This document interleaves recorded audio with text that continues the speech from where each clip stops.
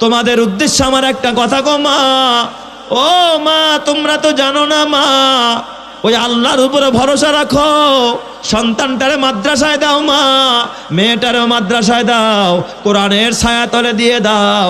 বলেন তো যেই মা আর যেই বাবা সন্তানটাকে মাদ্রাসায় দেয়, ওই মা বাবার কপাল ভালো না খারাপ? কি পরিমাণ কপাল রে বাবা। ছোট্ট একটা ঘটনা বলে বিদায় নিব রে বাজান। আমার মাদের উদ্দেশ্যে বলি মা, এ আমার মা, আমি গত কয়েক বছর আগে বগুড়া এক মাহফিলে গেলাম। ওই মাহফিলে যখন মাহফিল শেষে পাগড়ি প্রদান করা আরম্ভ হয়ে গেছে, ছাত্রদেরকে পাগড়ি দিবে 3 বছরের ছাত্র যারা, তার মানে গত 3 বছরে কোনো মাহফিল হয় নাই, 3 বছরের মাহফিল একবারে করতেছে। 3 বছরের পাগড়ি একবারে দিতেছে প্রায় 36 জন 37 জন মানুষ হাফেজে কোরআন হইয়া, যারা আজকে পাগড়ি গ্রহণ করবে। তো আমি মাহফিল শেষে পাগড়ি পড়াইতেছিলাম, ঘোষণাকারী ঘোষণা দেয়, এক একজন হাফেজের নাম বলে আর লাইন ধরে আসতেছে, কিন্তু ওই দিকের পাগড়ির ভিন্ন হালাত। আমরা তো পাগড়ি পরি 7 হাত পাগড়ি, কিন্তু ওরা 13 হাত পাগড়ি দেয়। সুবহানাল্লাহ বলেন সবাই। ওদের পাগড়ি লম্বা কয় হাত? 13 হাত। এই বিশাল এক স্তূপ হয়ে গেছে পাগড়ির, বড় বড় একটা পাগড়ি। নাম বলতেছে, এক পর্যায়ে নাম বলতেছে হাফেজ মুয়াজ রহমতুল্লাহ আলাই। তার মানে নামের শেষে রহমতুল্লাহ আলাই বলে, জিন্দা থাকলে না মরে গেলে। আমার কাছে তো কৌতূহল যে ব্যাপারটা কি, হাফেজের নাম বলে আবার রহমতুল্লাহ আলাই কয় কেন? পাগড়ি আসতেছে দেখি ছাত্র নাই, কই কই মুয়াজ কোথায়? আমার ডাক দিয়া কয়, ওস্তাদ মুয়াজ এই মাদ্রাসায় 3 বছর আগে হাফেজে কোরআন হয়েছে, মাত্র 1.5 বছরে 18 মাস। মুয়াজ তো ইন্তেকাল করেছে, এটা মুয়াজের পাগড়ি। সুবহানাল্লাহ যখন সবাই। আমি বললাম যে এই মুয়াজ মারা যায়, এই মুয়াজরে আবার কেন পাগড়ি দিবেন? কে পাগড়ি নিবে? সে তো কবরেই শুয়ে রইছে। কয় হুজুর এই পাগড়িটা আপনারা একটু হাতে নাড়াচাড়া করে দেন, মুয়াজের মা পর্দার আড়ালে বসে আছে। মুয়াজের মা পাগড়ি নেওয়ার জন্য আসছে, মুয়াজের পাগড়ি আপনারা নাড়াচাড়া একটু বরকত দিয়ে দেন। এই পাগড়িটা মুয়াজের মা গ্রহণ করবে পর্দার আড়াল থেকে। হাফেজে কোরআনের মা, যার সন্তান কবরে, তার পাগড়ি নাই। বলেন তো এই মায়ের মনটা কত ভালো না খারাপ? এ আমার বাবা, পাগড়ি শেষ কইরা আমি যখন রুমে খানা খাইতে গেলাম, মুহতামিম সাহেবরে জিজ্ঞাসা করলাম, মুহতামিম সাহেব এই দৃশ্য কোনোদিন দেখি নাই যে মৃত্যু হাফেজকেও পাগড়ি দেয়। আপনারা মৃত্যু হাফেজ মুয়াজের কেন পাগড়ি দিলেন? আর মুয়াজের কি হয়েছিল? এই অল্প বয়সের হাফেজে কোরআন কেমনে মারা যায়? কথাটা জিজ্ঞাসা করার সাথে সাথে দেখি মুহতামিম সাহেবের চোখ দিয়া পানি গড়াইতেছে, কান্না করতেছে। একজন বাবার সন্তানের জন্য কেমন কাঁদে, তার থেকে বেশি কাঁদতেছে মাদ্রাসার মুহতামিম সাহেব। আমি বললাম হুজুর কাঁদেন কেন? কয় ওস্তাদ আমার মুয়াজ এই মাদ্রাসার স্বর্ণের টুকরা। আমি বললাম মুয়াজের এমন কি কারামত, যেই কারামতের কারণে আপনি মুয়াজের প্রতি এতটা আসক্ত, মুয়াজের এতটা ভালোবাসেন? কয় হুজুর 18 মাসে হাফেজে কোরআন হয়েছে, মুয়াজের কোনোদিন তাকবীরে উলা ছড়তে দেখি নাই। এই মাদ্রাসার ভিতরে 1 নম্বরের আমলের দিক দিয়ে এবং ব্রেনের দিক দিয়ে ছিল মুয়াজ সবার আগে। সুবহানাল্লাহ জোরে কোন সবাই। ভালো বাচ্চাদেরকে সবাই মহব্বত করে, ঠিক কিনা জোরে কোন? আমি বললাম তাহলে মুয়াজের কি হইল, কেন মারা গেল? কয় ওস্তাদ এই যে বাবা মাঝে মাঝে গত কয়েক বছর আগে দেখবেন চিকুনগুনিয়া জ্বরের ছড়াছড়ি গেছে, চিকুনগুনিয়া জ্বরে মুয়াজ মারা গেছে। আমি বললাম চিকুনগুনিয়ায় প্লাটিলেট কমে গেছে, মারা গেছে? কয় হ্যাঁ। চিকিৎসা করেন নাই? কয় ওস্তাদ মুয়াজ এই মাদ্রাসায় মারা যায়। মুয়াজের যখন জ্বর আস্তে আস্তে বাড়তেছিল, প্লাটিলেট কমে গেছে, দুর্বল, বোর্ডিং এর খাবার। মুয়াজের তো বাবা নাই, ওর মা বাড়িতে একা। আমরা চাইলাম মুয়াজরে বাসায় পাঠায় দিব, ওর মা, মুয়াজের মা মুয়াজরে দেখার জন্য মাদ্রাসায় পর্যন্ত আসে। মুয়াজের মা মুয়াজরে বাসায় নেওয়ার জন্য চেষ্টা করলো, কিন্তু মুয়াজ ডাক দিয়া, আম্মু বাসায় গেলে ফজরের নামাজটা জামাতে পড়তে পারি না, মসজিদে একা একা যাইতে পারি না মা। এই মাদ্রাসায় থাকলে জামাতের সাথে নামাজ হয়, আমি মরে যাব তো মাদ্রাসায় মরবো, কোরআনের ঘরে মরবো, মা বাসায় যাব না। চিৎকার মেরে কান্না আল্লাহু আকবার। কয় মা তুমি বাসায় যাও, কোনো টেনশন নাই, হুজুর আমার খেদমত করে। ঔষধ খাওয়াইতেছিল কিন্তু বুঝতে পারে না হঠাৎ যে মুয়াজ চলে যাবে। মুতামিম সাহেব কাঁদতেছিলেন আর বলেন, উস্তাদ যেদিন মারা যাবে তার আগের দিনে জোহরের নামাজটা মুয়াজ জামাতের সাথে পড়েছে, পরের দিন আর মুয়াজ বিস্তার থেকে উঠতে পারে না। আমরা সকালবেলা ওস্তাদরা মিলে মুয়াজরে নিয়ে গেলাম মেডিকেলে, হসপিটাল নিয়ে ভর্তি করার সাথে সাথে অক্সিজেন লাগায়। কিছুক্ষণ পরে দেখি মুয়াজ একটা মুস্কি হাসি দিয়া দুনিয়ার থেকে বিদায় হয়েছে। হুজুর কি বলবো, দুঃখের কথা। আজকে আমরা যারা পাগড়ি দে, মুয়াজের মা আমাদের কাছে একটা চিঠি লিখছে। বড় হাফেজ সাহেব একটা চিঠি বের করে দেখায়, কয় এই যে মুয়াজের মার চিঠি। আমি বললাম তাহলে কেন পাগড়ি দিলেন? কয় হুজুর পাগড়ি দিছে এই চিঠির কারণে। আমি কই কি লেখছে চিঠিতে? চিঠিটা খুলে দেখি মুয়াজের মায়ের চিঠি।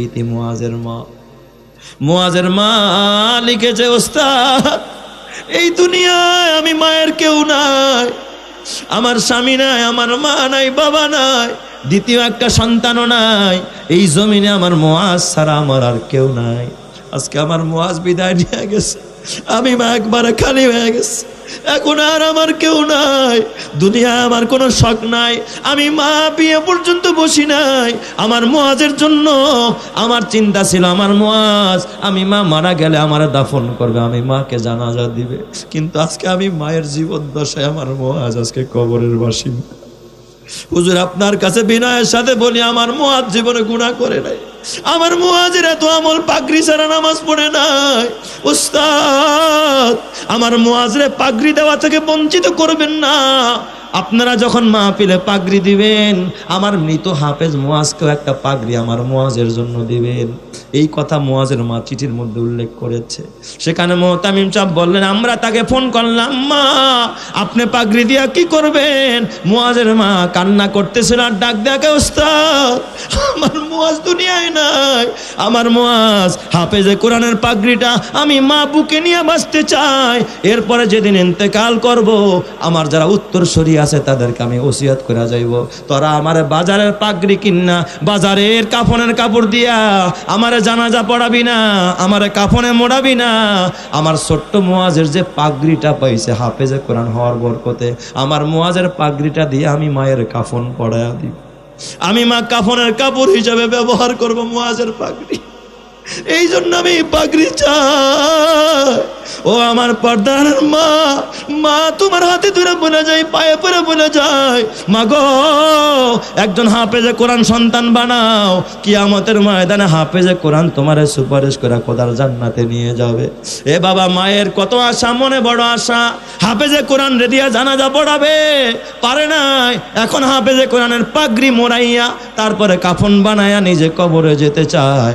বলেন তো এই মায়ের জীবন ধন্য হয়েছে কি হয় নাই? এ যুবক ভাই, ও বুড়া বাবা, ও পর্দারের মা, মাগো এই কোরআন বড় দামি, এই কোরআনকে সিনার মধ্যে জায়গা দাও, কোরআনের মহব্বত অন্তরে জায়গা দাও। তোমার এই দিলটাকে যিনি দামি বানায়া দিবেন তিনি কে? আর যত গানের মহব্বত জায়গা দিবা, টিকটকের মহব্বত, নাচানাচির মহব্বত, এ বাবা ওই সমস্ত পর্নোগ্রাফির মহব্বত যতক্ষণ তোমার অন্তরে থাকবে, এই অন্তরটার ভিতরে ঈমান নামক দৌলাতকে যিনি ধ্বংস করবেন তিনি কে? এই জন্য সবসময় আমাদের দিলের ভিতরে কোরআনের মহব্বত থাকা দরকার, আছে না নাই?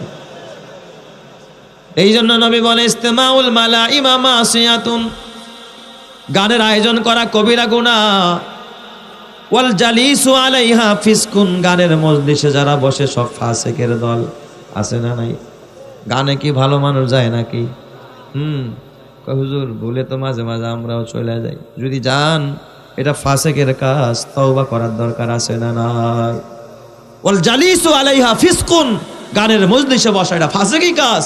ওয়াত তালাজ্জুজু বিহা কুফরুন, গান শুনে যদি কেউ মজা ভোগ করে, ইস গায়িকাটা ফাটাফাটি রে, কি যে একটা টান দিছে, গানটা শুনে আমার চোখে পানি আয়া পড়ছে একবার, আছে না নাই? কিছু কপাল পড়া গানটাই যে টানটা মারছে, কি ঠান্ডা দিছে, ফাইটটা যায় ঠান্ডা দিছে। এই কথা শুনে তার চোখে পানি এসে গেছে, নাউজুবিল্লাহ বলেন সবাই। বলেন এই গান শুনে যদি কেউ মজা অনুভব করে, ওয়াত্তালাজ্জুজু বিহা কুফরুন, এটা হলো কুফুরি, ঈমান চলে যাবে। কসম আল্লাহর। অথচ গান শুই না, চেয়ারম্যান সাহেব কয় যা আমি 5,000, মেম্বার কয় আমিও 3,000। হ্যাঁ, গায়িকারে টাকা ছিটায়, দেখছেন না আপনারা? টাকা ছিটায় গায়িকারে। অথচ কোরআন শুই না, টাকা দিতে চায় না, আছে না নাই? অত্তালাজ্জুজু বিহা কুফরুন। এ যুবক ভাই, হাতে পায়ে ধরে বইলা যায়, অথচ এই কোরআন কত দামি। এক হকার খুতুবাতের কিতাবের মধ্যে আল্লামা তাকি উসমানী দামাত বারাকাতুহুল আলিয়ার ইসলাহি খুতুবাত খুলে দেখবেন এক চমৎকার ঘটনা এনেছে। এক বেচারা গামছার ব্যবসা করে, হকার চেনেন না? ওই বাজারে যায়, 4-5টা গামছা কিনে, এরপরে মাথায় কইরা কইরা বেচে। কেউ লুঙ্গিকে বেচে, কেউ লেস ফিতা বেচে, কেউ কটকটি বেচে, আছে না? এরা কি কোটি টাকার মালিক নাকি? কথা কয় না কে? এরা গরিব মানুষ, এরা অল্প স্বল্প মূল্যে অল্প পুঁজির মানুষ। এদেরকে ধমক দিবেন না। মাঝে মাঝে দেখে আমার মসজিদের সামনে হকার 10টা লুঙ্গি বিছায় তারপরে বসে আছে, একটা কাগজ বিছায় 10টা লুঙ্গি নিয়ে বসছে, বিক্রি করতে আনছে। বলেন ও কি কোটিপতি নাকি, লাখপতি নাকি? তাহলে কেন এইভাবে হকারি করে লুঙ্গি ব্যস্ত নাকি? এর সাথেও মানুষ রাব ব্যবহার করে, কটা কাঁচামরিচ নিয়ে বাজারে বসে আছে। আরে এর লগে রাব ব্যবহার করবেন না মিয়া। ও গরিব, ও মিসকিনের থেকে আরো মিসকিন। ও যা দাম চায় তাই দেন, পারলে 2 টাকা বেশি দেন। সুবহানাল্লাহ কোন সবাই।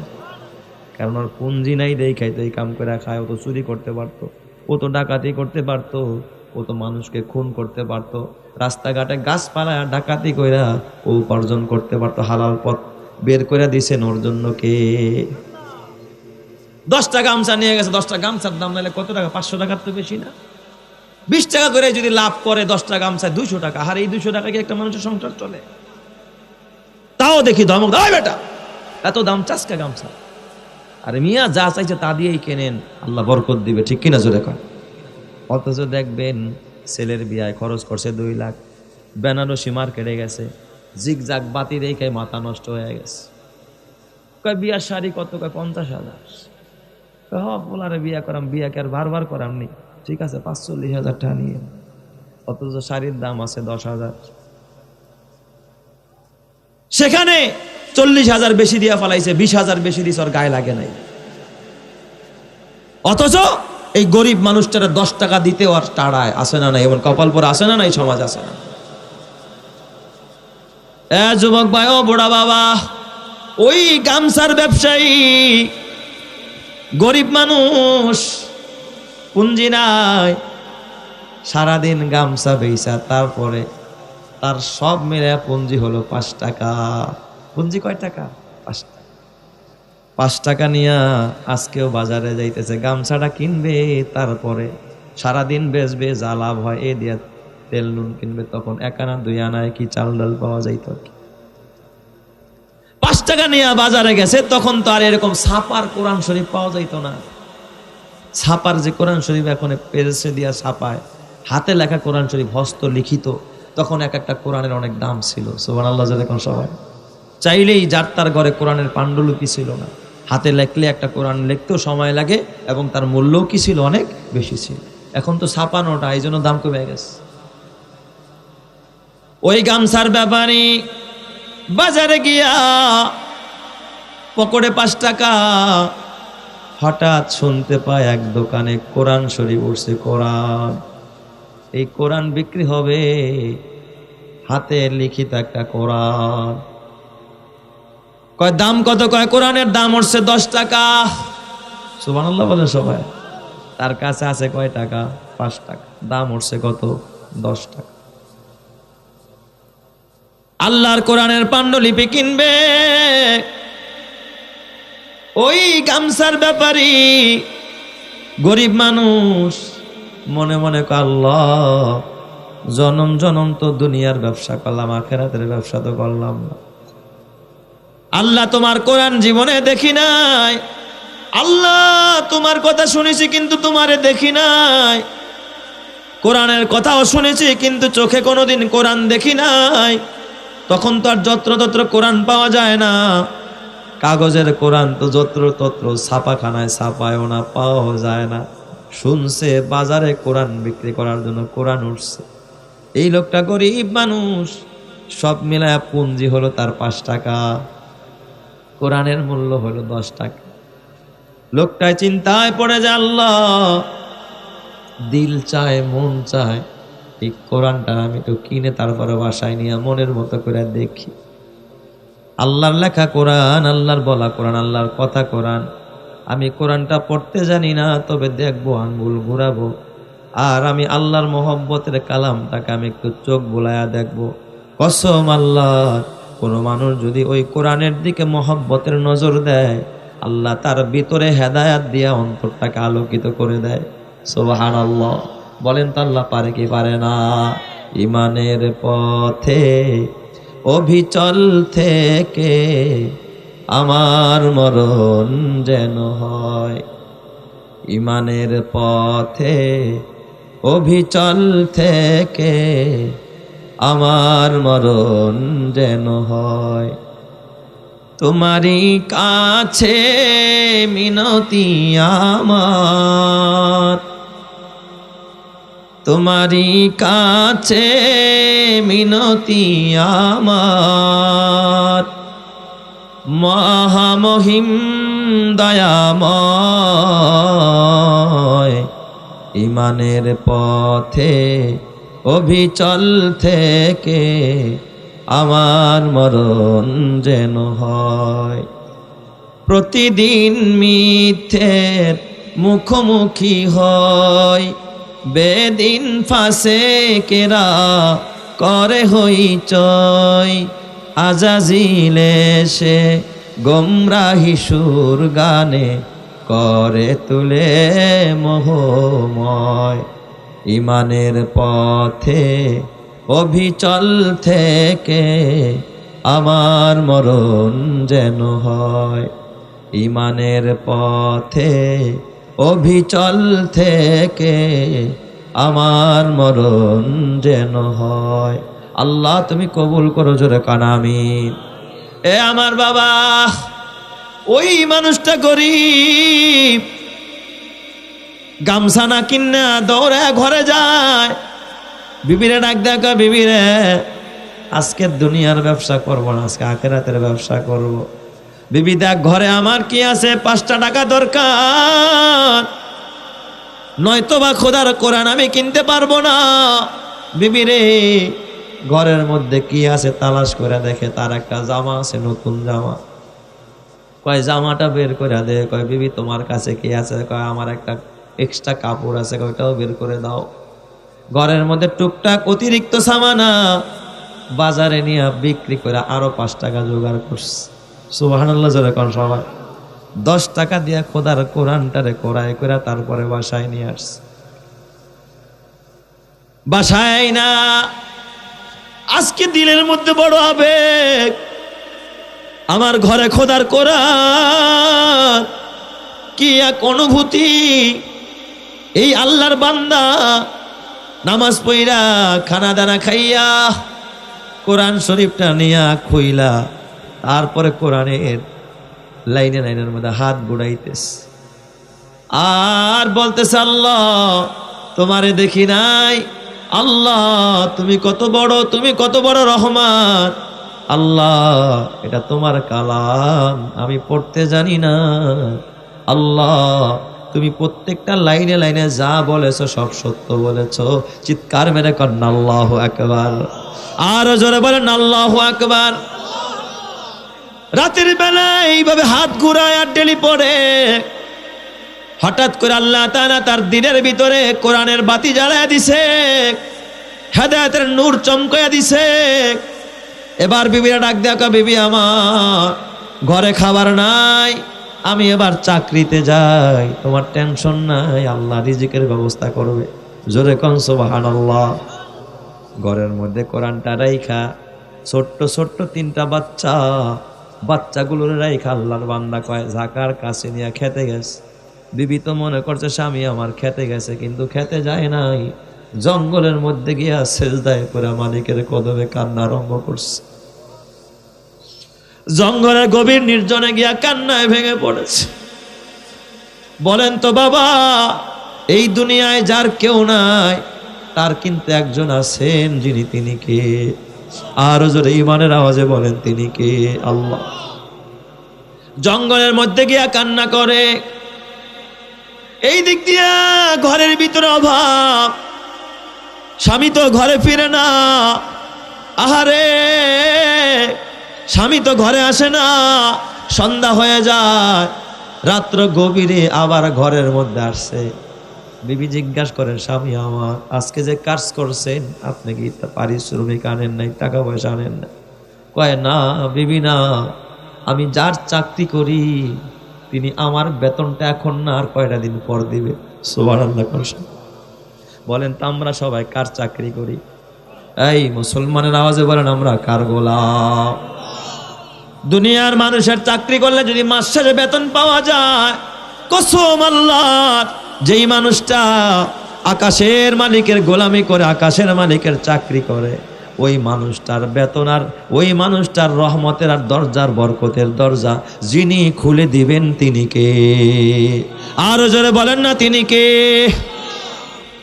স্বামী ডাক দিয়া কয়, বিবি গো বাচ্চাগুলোর সান্ত্বনা দাও। কয় স্বামী আমার চুলার মধ্যে গরম পানি লাগায়া বাচ্চাগুলোর সান্ত্বনা দেই, বাবা রে তোর বাবা মালিকের চাকরি করতেছে, রাত বেতন নিয়ে আসবে, তোদের জন্য বাজার করে তোর বাবা ভালো ভালো জিনিস খাও। পরের দিন বিবিও জানে না স্বামী আমার কোথায় যায়, স্বামী তো জঙ্গলে গিয়া গোলামি করে আল্লাহর। পরের দিন বিবি ডাক দেয়া কয়, স্বামী গো আমরা না খায়া থেকে মরে যায় আফসোস নাই, কিন্তু বাচ্চা তিনটার চোখের পানি বরদাস্ত হয় না, যদি পারেন মালিকের কাছ থেকে একটু অগ্রিম বেতনটা নিয়ে এসে মালিকরে কইেন অগ্রিম বেতনটা দিয়ে দেন, মাস শেষ হলে হিসাব করে আপনি কাইটা রেখা দিয়ে, ঘরের মধ্যে চুলায় আগুন জ্বলে না। বেচারায় লজ্জায় মাথাটা হেট হয়ে গেছে, আল্লাহ আমি তো দুনিয়ার কারো কাছে চাই না। বলেন তো দুনিয়ার কেউ যেটা পারে না সেটা পারেন কে? আরো জোরে বলেন, সেটা পারেন কে? আল্লাহ। ওই বেচারা জঙ্গলের মধ্যে গিয়ে আবারও সেজদা করে কান্নায় ভেঙে পড়ছে। আল্লাহ ডাক দেয়া, আল্লাহ দুনিয়ার কোন মালিকের দুয়ারে যাই নাই, দুনিয়ার রাজার কাছে যাই নাই, প্রজার কাছে যাই নাই, আমিরের কাছে যাই নাই, ফকিরের কাছে যাই নাই, আল্লাহ তোমার দুয়ারের ভিখারি আমি, আল্লাহ তোমার গোলামি করি। আজকে বলছি আমি বাসার থেকে বাজার নিয়ে যাবো বেতন নিয়া, আল্লাহ আমার ঘরের সন্তানগুলো ক্ষুধার্ত, আল্লাহ লজ্জায় মাথাটা হেড হয়ে যায়, আমার ঘরের সবাই ক্ষুধার্ত, আল্লাহ টাকা নাই পয়সা নাই, যা ছিল পুঞ্জি সব তোমার কোরআন কিনা শেষ করে দিচ্ছে, আল্লাহ এখন আর আমার ঘরে কিচ্ছু নাই। এই কথা বইলা বেচারায় সন্ধ্যা ঘনায়া যায়, বাসায় গেলে তো বাচ্চাগুলো চিৎকার মারবে, বিবি আগায় আসবে, কি নেওয়া যায়? জঙ্গলের মধ্যে গিয়া গামছাটা খুইলা কতটি ধুলা বালু ওই গামছার মধ্যে ভরছে। সুবহানাল্লাহ জোরে কোন সবাই। কতগুলো বালু বানছে যেন বাচ্চারা দূর থেকে দেখলে মনে হয় যেন বাবাই বাজার নিয়ে তারপরে আসছে। কতটুকু গাছের লতা পাতা বানছে মাথার মধ্যে নিয়ে তারপরে রওনা। আপনারা দেখবেন মাঝে মাঝে কিছু পাগল দেখা যায় রাস্তার লতা পাতা টোকায়া তারপরে ব্যাগের মধ্যে ঢুকায়, আসে না নাই? জোরে কান আসে না নাই? ওই মানুষটায় ধুলা বালু কিছু ঢুকাইয়া গামছার মধ্যে বেঁধে তারপরে বাসার দিকে রওনা। ওই দিক দিয়া বিবি বেচারা হঠাৎ কইরা সন্ধ্যা যখন ঘনায় আসছে, ঘরের দরজায় তাকায় দেখে এক বুড়া মানুষ, সাদা দাড়িওয়ালা, সাদা পাগড়ি পরা, দুই হাতে বাজার থেকে এত সুন্দর বাজার আনছে যা তার স্বামী কোনোদিন 2-3 মাসে ওই বাজার করতে পারে না। চিৎকার মেরে করেন আল্লাহু আকবার। এত বিশাল বাজার নিয়ে ঘরের দরজায় এক বেচারায় টাকা নিয়ে হাজির, আর এই বাজার নিয়ে হাজির। কয় ওই ঘরের মালিক ঘরে আসেননি গো? কয় কে গো আপনি? কয় আপনার স্বামী যার চাকরি করে সে এই যে বেতন পাঠায় দিস। সুবহানাল্লাহ। কালকে কইেন সবাই, মালিকে কি পাঠাইছে? বেতন পাঠায় দিছে। মালিকে বেতন পাঠায় দিছে। স্বামী কোথায়? জঙ্গলে। স্বামী তো খবরও জানে না। আপনার স্বামী যার চাকরি করে, যেই মালিকের চাকরি করে আপনার স্বামী, ওই মালিকে বাজার পাঠাইছে আর বেতন পাঠাইয়া দিছে। এই কথা বইলা বাজারগুলো দিয়া আর একটা টোপলার ভিতরে কতগুলো স্বর্ণ মুদ্রা দিয়া কয় নেন, আপনার স্বামী যার চাকরি করে সেই মালিক আপনার স্বামীর বেতন দিয়া দিছে। সুবহানাল্লাহ জোরে কোন সবাই বলেন তো আমরা গোলাম কার? আরো জোরে বলেন না, গোলামি হবে কার? কয় এই যে বেতন পাঠায় দিছে। স্বামী বেচারায় বড় খুশি, বিবি তো বড় খুশি, স্বামী তো খবরও জানে না, জঙ্গলের ভিতরে কাঁদতেস। বিবি বেচারায় সুন্দর করে বাচ্চাদের জন্য রান্না বান্না, আজকে কোরমা পোলাও করেছে, দামি দামি খাবার, বাড়ির মধ্যে গ্রানে মোহিত হয়ে গেছে। বাচ্চারা আনন্দ করতেছে, খানা খাইতেছে, কিন্তু বিবি খানা খায় না। যে আমার স্বামীর বেতনের টাকা, আমার স্বামীও খানা খায় না, আমার স্বামীর রেখে আমি কেমনে খাই? বাচ্চাগুলোর খানা খাওয়ায়। হঠাৎ ওই স্বামী বেচারা জঙ্গল থেকে ওই যে মাটির গাট্টিটা নিয়া, ধুলা বালুর গাট্টিটা নিয়া রওয়ানা। লজ্জায় মাথা খেড় হয়ে যায় যে আমি এই ধুলা বালুগুলো কেমনে, বালুগুলো আমার বাচ্চাদের সামনে, বিবির সামনে পেশ করব। গাট্টিটা বাইন্দা ঘরের কোনায় রাইখা ঘরের দরজায় সামনে এসে দাঁড়াইছে আর চোখ দিয়া পানি ফেলছে। ভিতর থেকে বিবি ডাক দিয়া কয়, স্বামী গো, ও প্রাণের স্বামী, আসেন, ঘরে আসেন, বাহিরে দাঁড়াইতে হবে না। কয় না বিবি না, কেমনে ঘরে যাব? কয় স্বামী আমার টেনশন নাই, হয়তোবা আপনার কাছে মালিকের টাকা দেয় নাই, কিন্তু মালিক আপনি যার চাকরি করেন ওই মালিকে আপনার বেতনটা অ্যাডভান্স আমাদের বাড়িতে পাঠায়া দিছে। চিৎকার মেরে করেন আল্লাহু আকবার। কয় কয় বেতনের টাকা দিয়া দেখেন এই যে রান্না বান্না। কয় তাই নাকি? কয় হ্যাঁ। কয় আসেন, ঘরে আসেন, দেখেন এই ব্যাগের মধ্যে কি পরিমাণ স্বর্ণ মুদ্রা। আপনার মালিক যার চাকরি করেন এটা তো খুব ভালো মালিক, এই মালিকের চাকরি আর কোনোদিন ছাইরেন না, এই মালিকের চাকরি আর কোনোদিন ছাইরেন না। এই মালিক তো অ্যাডভান্স টাকা বাড়িতে পাঠায় দেয়, যতদিন বাইচা থাকেন এই মালিকের চাকরি করেন। বলেন তো এই মালিক কে? আরো জোরে বলতে হবে, মালিক কে? আপনারা আমারে খাওয়ায় যিনি তিনি কে? আপনারা আমারে পালে যিনি তিনি কে? আল্লাহ। ওই মালিকের চাকরি আর কোনোদিন ছাড়বেন না। স্বামী বেচারায় দেখা তো বড় হতাশ। এদিক দিয়া বিবি কয়, স্বামী গো, ওই যে গামছার মধ্যে দেখলাম পোটলা, কি আনছেন? আটা আনছেন? আটার কথা তো বলছিলাম। স্বামী বেচারায় লজ্জায় কয়, বিবি গো, ও প্রাণের বিবি, শরম দিও না, খালি হাতে ফিরতেছিলাম, তাই কতগুলো মাটি আর ধুলা বালু গামছার ভিতরে বাইন্দা বাড়ির দিকে নিয়ে রওনা করছিলাম। যাও, মাটিগুলো ফেলে গামছাটা ঝাইরা মশা তারপরে ঘরে নিয়ে আস। বিবি বেচারি যখন ওই গামছাটা খুলস, গামছার মুটকিটা খুলে দেখে এত সুন্দর ফ্রেশ আটা। এই দেশের কোনো বাজারে, কোনো মেইলে এত সুন্দর আটা কোথাও পাওয়া যায় না। আল্লাহ তাআলা তাকওয়ার বরকতে, কোরআনের বরকতে, রবের গোলামির বরকতে ওই ধুলা বালুকে আল্লাহ তাআলা এই তাকওয়ার কারণে, কোরআনের বরকতে ধুলা বালুকে 1 নম্বরের খাঁটি ময়দা বানায়া দিছে। চিৎকার মেরে করেন আল্লাহু আকবার। শামস কমার সুরখে জমি আঞ্জুম আখতার, দশতে দিওয়াল ওয়াদিয়ে সাহারা ও সমন্দর, মোরা মুলখতাম দরু তৈরা কবুতর, শামসে হর জুলম তুজু আহমার ও আসগর, গুলজার গুলো পুরগে সাজার কেসনে বানায়া, গুলজার গুলো পুরগে সাজার কেসনে বানায়া, তালেব মায়ুসি কা হো ये सब जिसने বানায়া। আল্লাহ তুমি আমাদের সবাইকে কোরআনের আশেক বানায়া দাও, তোমার আশেক বানাও, নবীর